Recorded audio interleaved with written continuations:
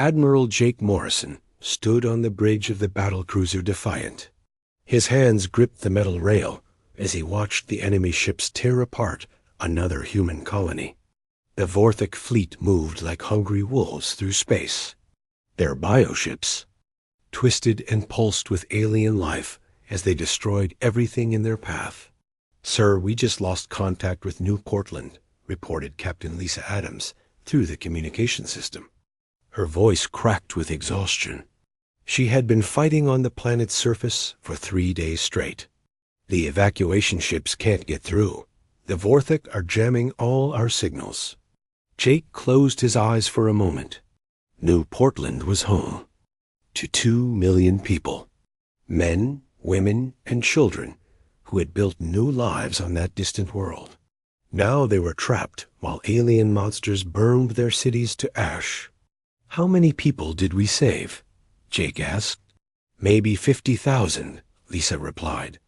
"The rest are still down here.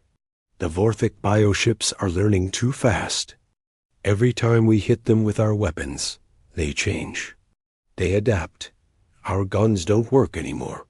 Jake opened his eyes and looked at the tactical display.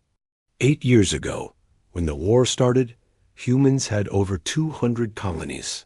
Now only 12 remained. The Vorthic Empire was winning, and everyone knew it. Commander Ryan Blake's fighter squadron buzzed past the bridge windows. Jake could see the burn marks on their ships. Ryan had been flying missions for 18 hours without rest. His pilots were dropping from exhaustion, but they kept fighting anyway. They had to. There was nowhere left to run. "Blake to Defiant," Ryan's voice came through the speakers. "We've got more bogies coming in from Sector 7. Big ones this time. I count at least 30 bioships heading for the transport convoy." Jake felt his stomach drop. 30 enemy ships against Ryan's 12 remaining fighters. It wasn't even a fair fight. But Ryan would try anyway, because that's what humans did. They fought even when they couldn't win. "Ryan, pull your people back," Jake ordered. "Don't throw your lives away." "Negative, Admiral. Those transports are full of kids. We're going in." Jake watched through the bridge windows as the fighters dove toward the approaching enemy fleet. The Vorthic bioships looked like giant sea creatures made of metal and flesh. They pulsed with purple light and moved in perfect formation. Each one was bigger than a human destroyer. The battle started badly and got worse. Ryan's fighters fired their missiles, but the bioships simply absorbed the explosions. Their living hulls healed within seconds. Then the aliens fired back with weapons that shot streams of acid through space. 3 human fighters died in the first minute. "We need to help them," said Lieutenant Kevin Walsh from the weapons station. He was young, maybe 25 years old. He still believed they could win this war. "With what?" Jake asked. "We've got maybe 6 working guns left on this ship. The Vorthic would tear us apart in 30 seconds. It was true. The Defiant was falling apart. They had been fighting for so long with no time to repair anything. Half the ship's systems were held together with wire and hope. The crew worked double shifts just to keep the engines running. Jake looked around his bridge. His officers were tired and scared, but they stayed at their posts. Chief Engineer Ben Parker had dark circles under his eyes from working in the engine. Room for days without sleep. Communications Officer Amy Stone had a bandage on her head from when a power conduit exploded 2 days ago. They were all heroes, but heroes couldn't stop an empire. On the main screen, Jake watched Ryan's squadron fight a hopeless battle. The transport ships were trying to reach hyperspace, but the Vorthic kept cutting them off. Every few seconds, another civilian ship exploded in a ball of fire. "Sir," Amy called out, "I'm getting something strange. A message from Earth. It's old, maybe 6 months. The signal is very weak." "Put it through." The speakers crackled with static. Then a woman's voice came through, barely audible. This is Dr. Patricia Hayes at Luna Base. Project Phoenix Dawn is moving to final phase. If anyone receives this message, know that hope still exists. The Sovereign will come. Repeat, the Sovereign will come. The message ended, leaving only silence. On the bridge, Jake had never heard of Project Phoenix Dawn or anything called the Sovereign. Earth had been cut off from the fleet for over a year. Nobody knew if the home planet was even still alive. What do you think it means? Kevin asked. Probably nothing, Jake replied. Just another secret project that got canceled when the Vorthik reached the inner systems. But even as he said it, Jake felt something stir in his chest. Hope was a dangerous thing in a losing war. It made people take stupid risks. It made them believe in miracles. But sometimes, Jake thought, maybe stupid risks were all they had left. Ryan's voice came through the speakers again. Defiant, we've lost 6 more fighters. The transports are breaking through to hyperspace, but I don't think we can hold much longer. Jake made his decision. All ships, this is Admiral Morrison. We're going to cover the evacuation. I know our weapons aren't working well, but we're going to try anyway. For the people of New Portland, for everyone we couldn't save. The human fleet moved forward into the battle. Their old ships groaned under the strain, but they kept flying. Because that's what humans did. They fought until the very end, hoping that somewhere in the darkness, help was coming. Jake stared at the enemy fleet and whispered the words from the message. The Sovereign will come. He didn't believe it, but he said it anyway. Sometimes hope was all that kept you alive. The space around New Portland lit up with weapon fire as Admiral Jake Morrison watched his fleet die. The Defiant shook under enemy hits, sparks flying from damaged control panels. They had been fighting for 6 hours, and Jake knew they couldn't last much longer. Sir, we've lost the cruiser Memphis, reported Amy Stone. The destroyer Dallas is venting atmosphere. Captain Williams says they have maybe 10 minutes before life support fails. Jake gripped his chair as another blast rocked. The ship. Through the bridge windows, he could see the Vorthok bioships closing in. Their purple weapons cut through human shields like they were made of paper. This was the end.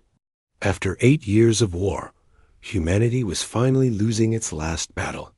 Admiral Kevin Walsh called from his station. I'm reading something weird on long-range sensors. There's a massive energy signature coming from the edge of the system. Vorthik reinforcements? Jake asked. No, sir. The signature is different. It's huge, but it's not moving like their bioships. Wait, ... Something's happening. Space itself seemed to tear open like a giant wound. Energy poured out in streams of blue and white light. Then, slowly, something emerged from the rift. It was a ship, but unlike anything Jake had ever seen. The vessel was enormous. 5 kilometers long and 2 kilometers wide. Its hull was silver white, metal that seemed to glow with inner light. Weapon ports lined its sides like the eyes of some ancient beast.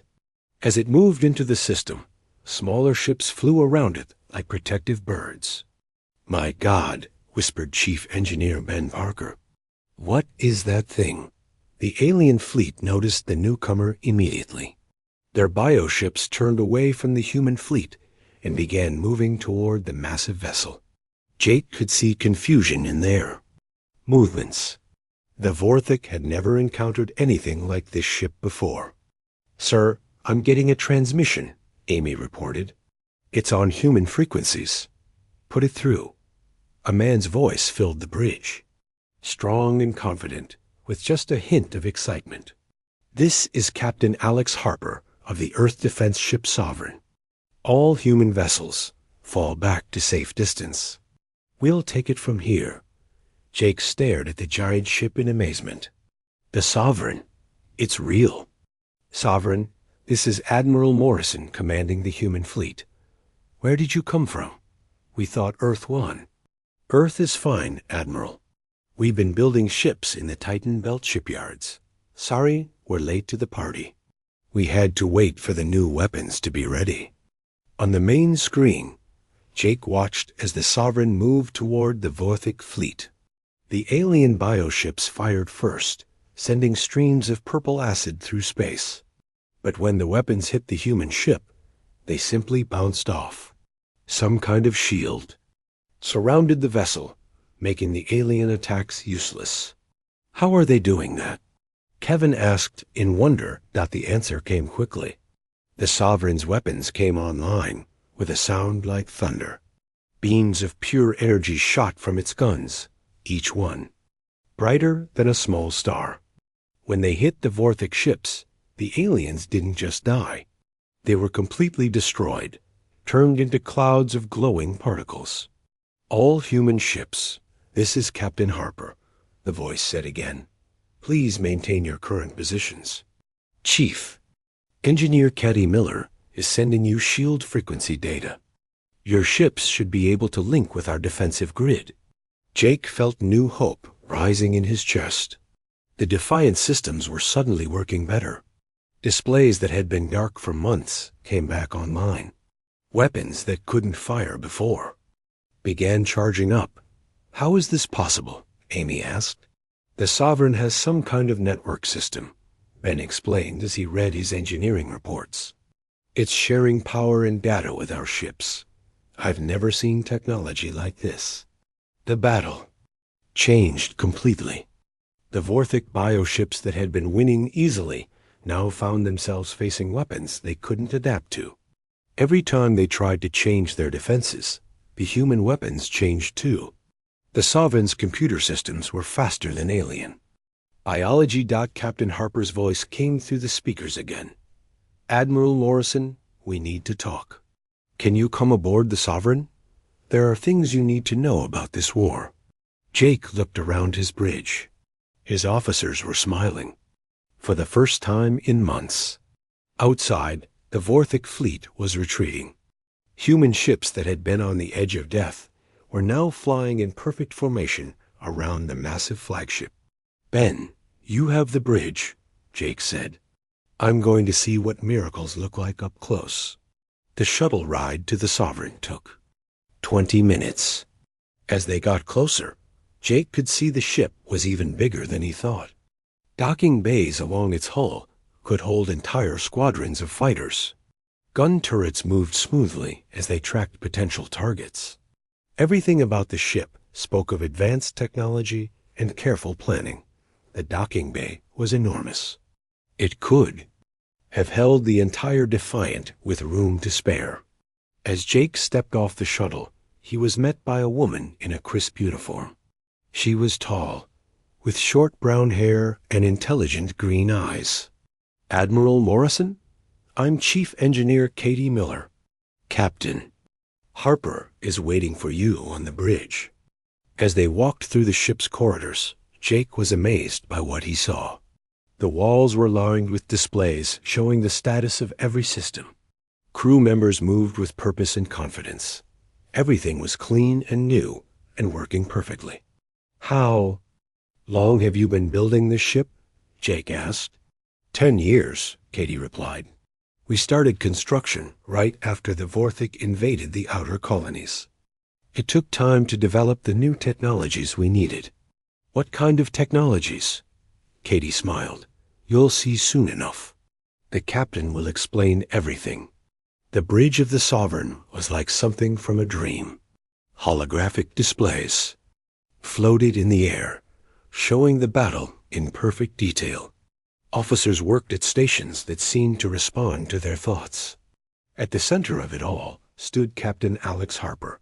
He was younger than Jake expected, maybe 40 years old. His uniform was dark blue with silver trim. When he turned to greet Jake, his eyes were bright with intelligence and determination. Admiral Morrison, Alex said, extending his hand. It's an honor to meet you. You and your people have done incredible work keeping the fleet together. Captain Harper, I have to ask, how is all this possible? This ship, these weapons? Alex, gestured to the main display, which showed the retreating Vorthic fleet. "We've been preparing for this moment for a decade, Admiral. Earth never forgot about the colonies. We just needed time to build something that could win. And now you have?" Alex looked at the tactical display thoughtfully. "Maybe. The Sovereign is powerful, but the Vorthic Empire is huge. If we're going to end this war, we need to do more than just win battles. We need to change the game completely." Jake felt a chill of excitement and fear. "What do you mean?" "I mean, Admiral, that it's time to take the fight to them. It's time to go to the Vorthic homeworld and finish this once and for all." Captain Alex Harper stood in the war room of the Sovereign, studying holographic maps of Vorthic space. Admiral Jake Morrison was beside him, along with commanders from every surviving human ship. The air was thick with tension, and the smell of recycled oxygen. "You want us to attack their homeworld?" Commander Ryan Blake asked. His fighter pilot uniform was still dirty from the recent battle. "That's suicide. We don't know how many ships they have there." "It's not suicide if we're smart about it," Alex replied. "The Sovereign can handle more than you think. But I need all of you to understand what we're really facing." On the holographic display, the Vorthic Empire spread across dozens of star systems. Red dots marked their worlds, connected by trade routes and military supply lines. At the center of it all was a massive cluster of planets around a blue giant star. "This is their core system," Alex explained. "Intelligence suggests they have their main fleet there, plus their breeding worlds. If we can take out their command structure, the rest of the Empire will fall apart." Chief Engineer Katie Miller stepped forward. She had been working for 36 hours straight, but her eyes were still sharp and focused. "Captain, we've been analyzing the bioships we captured. There's something strange about their technology." "What do you mean?" Jake asked. Katie activated a new display showing the inside of a Vorthak vessel. The walls were covered with pulsing organic material that looked more like living tissue than metal. "Their ships aren't just alive. They're connected to each other through some kind of biological network. When one ship learns something, they all learn it. That explains why they adapt so quickly to our weapons," Ryan said. "Exactly. But it also means they have a weakness." Katie highlighted a section of the display. "If we can disrupt their network, we can blind their entire fleet." Dr. Helen Carter, the ship's xenobiologist, had been studying Vorthic prisoners. She was a small woman with gray hair, but her mind was sharp as a laser. "There's something else you need to know. The Vorthic aren't just conquerors. They're running from something." The room fell silent. Alex turned to face her. "What do you mean?" "I've been questioning the survivors from the bioships. They keep talking about something called the Great Hunger, something that destroyed their original homeworld and forced them to become nomads." "So they're refugees?" Jake asked. "Refugees with a big army," Helen replied. "But yes, they've been searching for a new home for thousands of years. They think our galaxy is perfect for them." Lieutenant Commander Sam Rodriguez had been quiet during the discussion. He was the leader of the Sovereign's Marine units, responsible for boarding actions and ground combat. Now he spoke up. "If they're looking for a home, maybe we can negotiate with them. After 8 years of war?" Ryan laughed bitterly. "After they've killed billions of our people?" "Sam might be right," Alex said thoughtfully. "If they're running from something worse, they might be willing to talk. But first, we need to show them that we're strong enough to be equals, not victims." The debate continued for hours. Some commanders wanted to attack immediately, while the Vorthic were confused. Others thought they should wait and gather more intelligence. Alex listened to all of them, weighing their arguments carefully. Finally, he made his decision. "We're going to the core system, but we're not going alone. I want every human ship they can fly to join us. This isn't just about winning battles anymore. This is about survival. The next few days were a whirlwind of preparation. The Sovereigns. Workshops worked around the clock to upgrade weapons and shields on the smaller human ships. Katie's engineering teams shared their advanced technology freely, knowing that every ship they saved might be the difference between victory and defeat. San Rodriguez led teams aboard captured Vorthic bioships, learning how to fight the aliens. In close combat, the Vorthic were tough and fast, but human determination and creativity gave them an edge. Sam's Marines developed new tactics specifically for fighting in the cramped, organic corridors of enemy vessels. Dr. Carter continued her research trying to understand the alien psychology. She discovered that the Vorthic had a complex social structure based on genetic castes.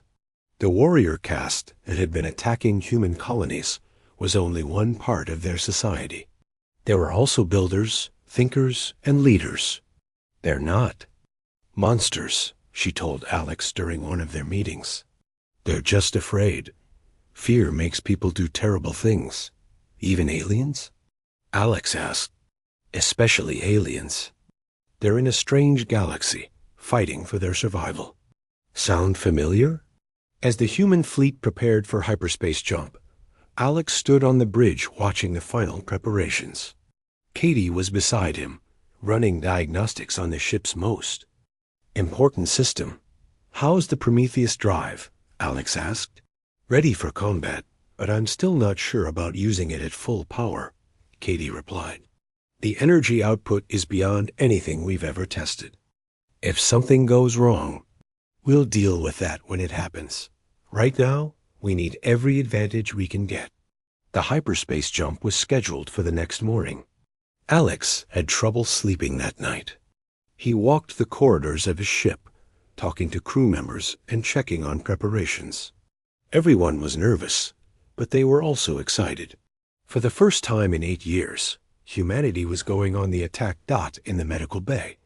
Dr. Carter was still working with Vorthic prisoners. One of them, a member of the warrior caste, had been more talkative than the others. Through careful questioning, she had learned something important. Captain, she called Alex on his communication device. You need to hear this. The Vorthic know we're coming. Alex hurried to the medical bay. The alien prisoner was a tall, insect-like creature with 4 arms and compound eyes. Its skin was gray-green and covered with scars from many battles. Tell him what you told me, Helen said to the alien. The creature spoke in broken human language. You ... go to homeworld ... You find surprise. Empire ... Not alone there. Great hunger ... follows us. Follows always.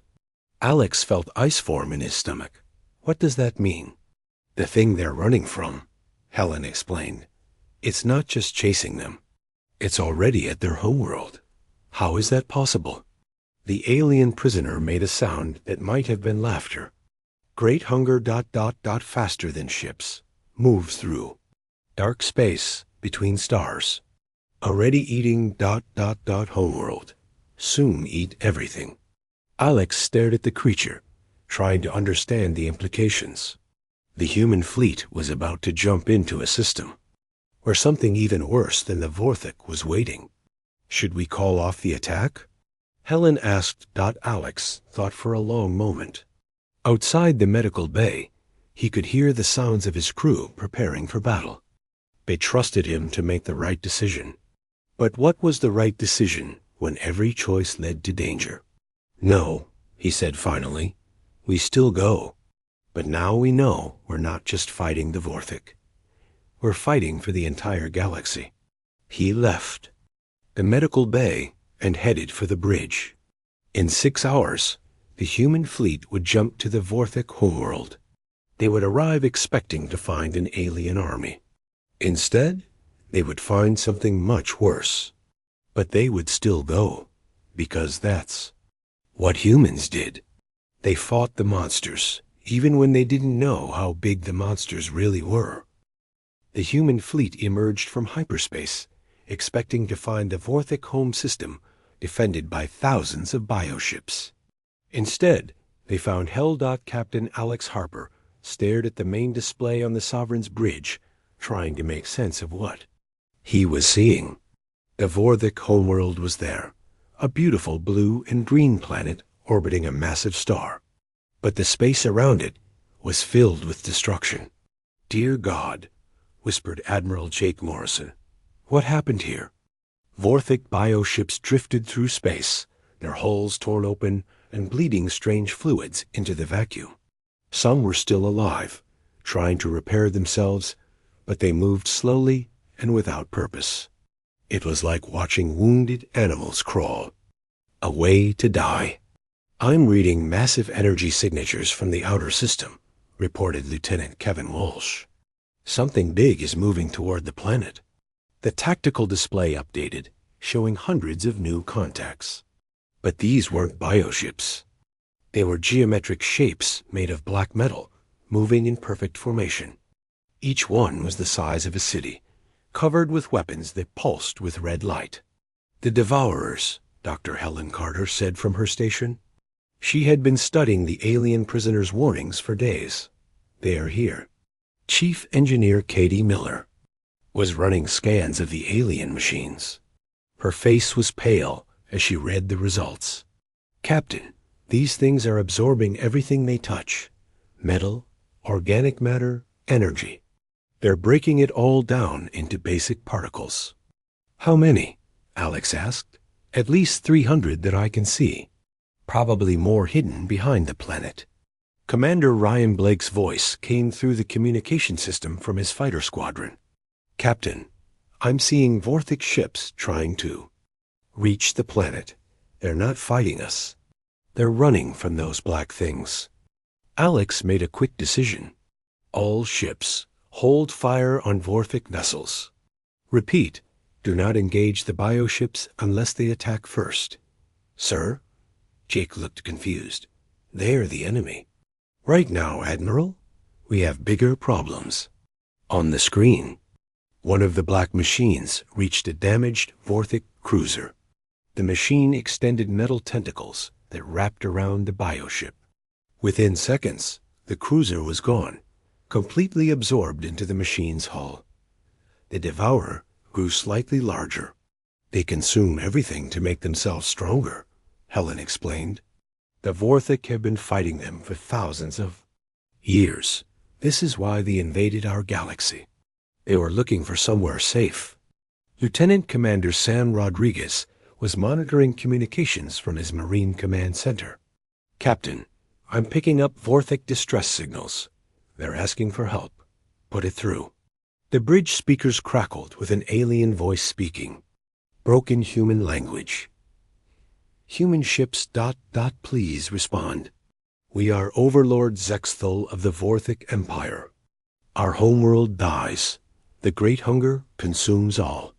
We request ... alliance." The bridge fell silent. After 8 years of war, the aliens who had destroyed human colonies were asking for help. Alex looked around at his officers, seeing confusion and anger on their faces. "This could be a trick," Jake warned. "Maybe," Alex replied. "But if it's real, and we do nothing, those machines will finish eating the Vorthic and then come after us." Katie was still analyzing the Devourer technology. "Captain, I think I understand how they work. They use some kind of molecular disassembly. Field, but the field has a specific frequency. If we could match it with our quantum resonance systems." "What are you thinking?" "The Prometheus drive. If we tune it to the right frequency, we might be able to disrupt their entire fleet. But we'd have to get close to their main cluster." Alex studied the tactical display. The largest group of Devourers was approaching the Vorthic homeworld. If they reached the planet, billions of aliens would die. And then the machines would turn their attention to human space. "Open a channel to the Vorthic ships," Alex ordered. "Channel open. Overlord Zexthul, this is Captain." Harper of the human fleet. We're willing to discuss terms. The alien voice returned, sounding desperate. Captain Harper, you have reputation among our people. Warrior who shows mercy to defeated enemies. We offer knowledge of the Great Hunger in exchange for assistance. Sam. Rodriguez spoke up. Sir, my teams have been studying the captured bioships. If the Vorthic can share their tactical data about the Devourers, we might be able to work together. Alex nodded. Overlord, we need complete information about Devourer weaknesses and attack patterns. In return, we'll coordinate our defense of your homeworld. Agreed. Transmitting data now. The Sovereign's computers began receiving massive amounts of information from the Vorthic fleet. Battle reports, sensor readings, and tactical analyses from thousands of years of warfare against the machines. Katie and her team worked frantically to process it all. Captain, Katie called out after several minutes. The Vorthic are right.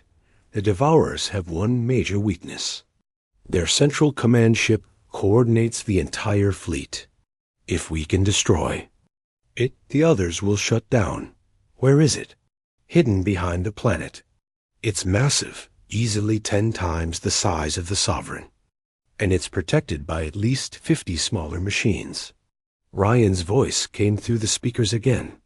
Captain, the Vorthic fighters are forming up with my squadron. I think they want to coordinate our attack runs. Alex looked at Jake, who nodded. Grimly, do it. We're all in this together now. The combined human and Vorthic fleet moved toward the planet. It was strange seeing the bioships flying alongside human vessels, but desperation made for unlikely allies. The Devourers noticed the approaching fleet and began moving to intercept. The first battle was unlike anything Alex had ever experienced. The Devourers fought with cold efficiency, their weapons cutting through shields and armor like they weren't there. But the Alliance fleet had advantages too. Human technology combined with Vorthic biological adaptation created new tactical possibilities. Sam, take your Marines and board the damaged Devourer, Alex ordered. We need to learn how they work from the inside. Yes, sir. But if these things can absorb matter, how do we fight them hand to hand? Very carefully. As the battle raged, Sam's teams launched from the Sovereign in armored shuttles. They reached the damaged Devourer and cut their way inside. What they found was a nightmare of mechanical corridors filled with the remains of absorbed ships and creatures. Captain, Sam's voice was tight with strain. These things aren't just machines. They're something else. The walls are covered with absorbed organic matter. It's like they're trying to understand life by eating it. Katie had been monitoring the battle from the engine room. Captain, I've finished analyzing the Devourer technology. I can tune the Prometheus drive to their frequency, but it will require all our power, and we'll have to get within 5,000 kilometers of their command ship. How close is that? Close enough that if something goes wrong, we'll be the next thing they absorb. Alex looked at the tactical display. The Devourer command ship was still hidden behind the planet, protected by dozens of smaller machines. Getting close enough to use the Prometheus drive would mean flying through the entire enemy fleet. All ships, this is Captain Harper, he announced on the fleet frequency. We're going to make a run at their command vessel, human and Vorthic. Ships will work together to clear a path. The Sovereign will follow behind and use its main weapon. Overlord Zexthol's voice came through the speakers. Captain Harper, this plan risks everything. If you fail, both our species die. If we don't try, both our species die anyway. Are you ready to bet everything on one last battle? There was a pause. Then the alien leader replied, We are ready, human captain. Let us fight together against the darkness. Alex took a deep breath and looked around his bridge. His crew was scared but determined. They knew this might be their last battle, but they were ready to give everything they had. Katie, Prepare the Prometheus drive for maximum power. Ryan, form up the attack squadrons. Sam, get your people back to the ship. We're going in. The combined fleet began its final approach toward the Devourer command ship. Behind them, the Vorthic homeworld burned as more machines reached its surface. Ahead of them, an enemy older than both their civilizations waited in the darkness between. The stars. The last battle for the galaxy was about to begin. The combined human and Vorthic fleet charged toward the Devourer command ship like an arrow aimed at the heart of darkness. Captain Alex Harper stood on the bridge of the Sovereign, watching as fighters from both species flew side by side into the enemy formation. "All sections report ready," announced Chief Engineer Katie Miller. "The Prometheus drive is charging, but Captain, if we fire at full power this close to a star, the energy feedback could destroy us. How long do we need to charge?" Alex asked. 15 minutes for full power. But the Devourers won't give us that long. On the tactical display, the enemy machines moved to intercept the Alliance fleet. The smaller Devourers spread out in a defensive wall, while the massive command ship lurked behind the planet like a metal moon. It was easily 10 kilometers long, bristling with weapons that could tear apart entire fleets. Commander Ryan Blake's voice crackled through the speakers. "All fighters, this is Blake. Human and Vorthic squadrons, follow my lead. We're going to punch a hole in their line." Alex watched as the mixed fighter squadrons dove into the enemy formation. Human ships fired quantum torpedoes, while Vorthok biofighters used living weapons that adapted to each target. It was beautiful and terrible to see former enemies working together. "Lieutenant Commander Rodriguez de Bridge," came Sam's voice from the Marine deck. "My teams are ready for boarding." "Actions. If any of those machines get too close, we'll handle them." "Negative, Sam. These aren't ships you can board. They'll absorb you the moment you touch them." Dr. Helen Carter was monitoring communications from both fleets. "Captain, I'm getting reports from Vorthic ships. They say the Devourers are changing. Their tactics, they're learning from our attack patterns." Alex frowned. The machines were adapting just like Vorthic bioships, but faster.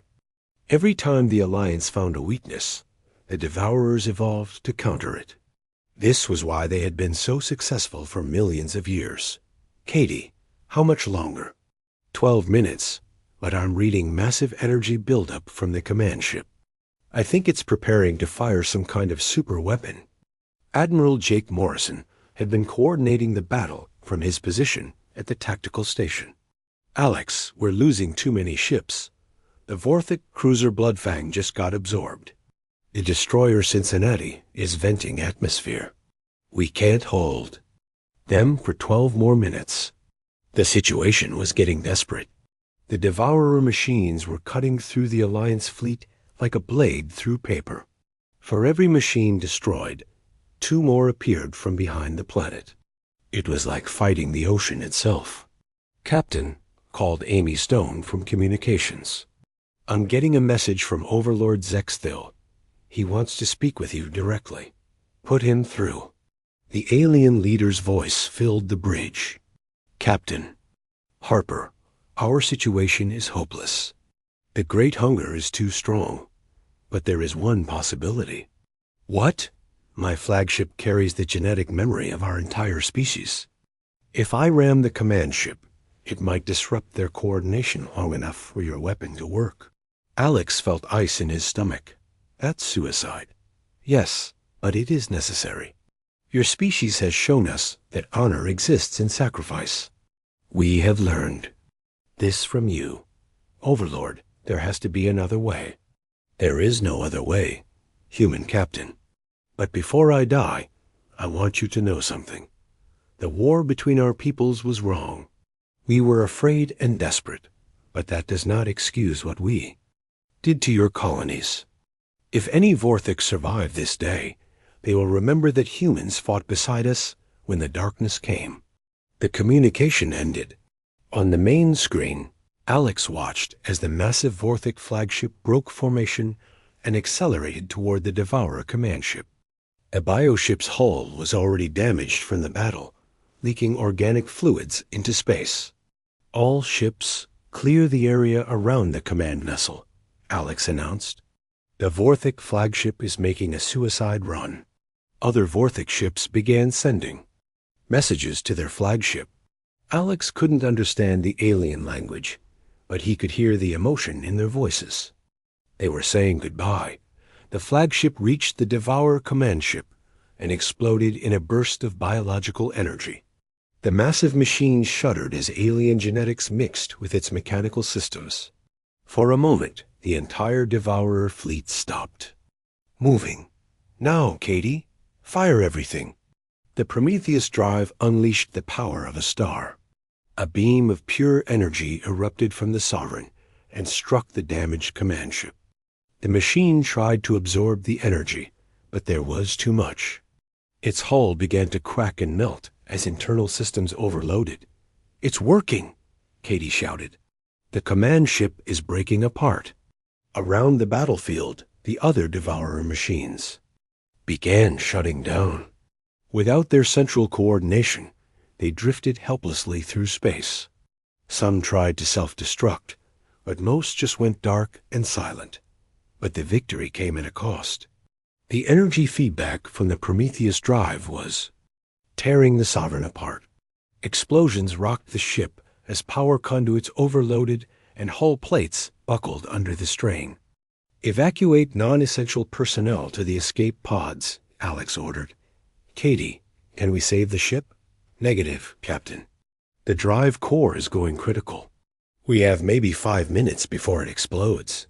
Alex looked around his bridge.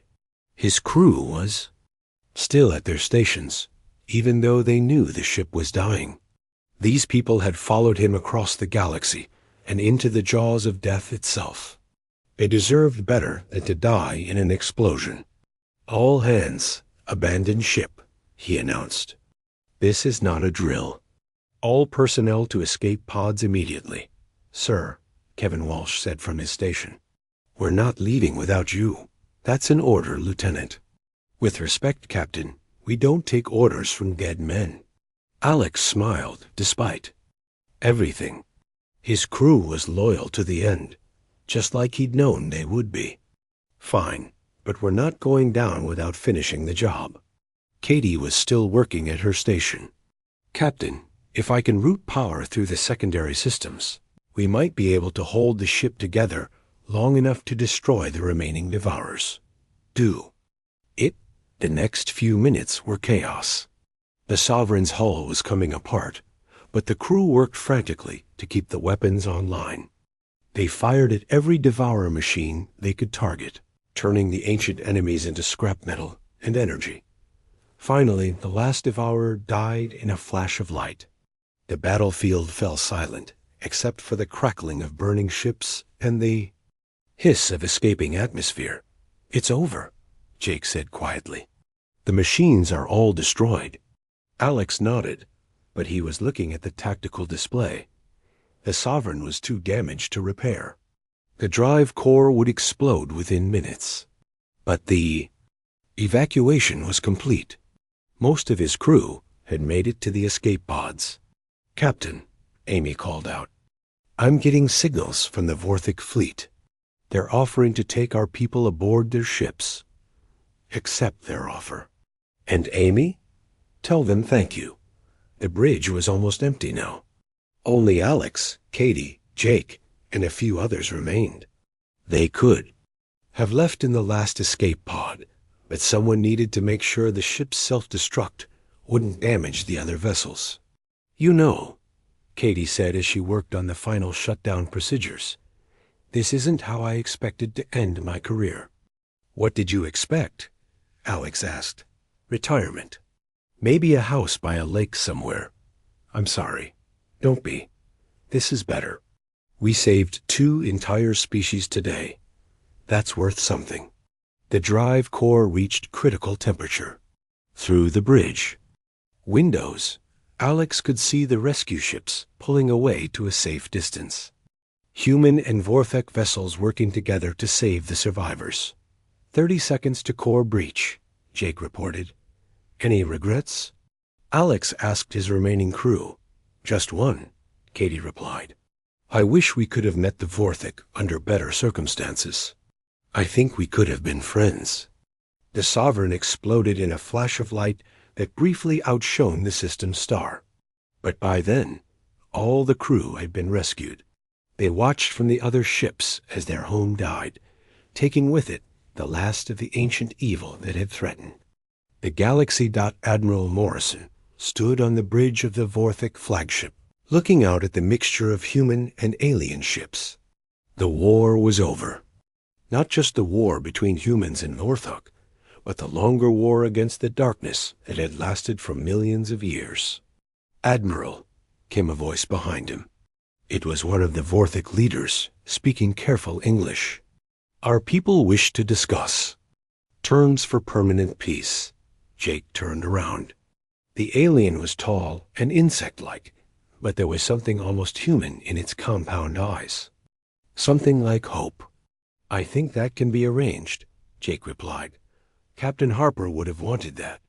Outside the windows, human and Vorthek ships began the long journey home. They would rebuild their civilizations together, sharing technology and knowledge.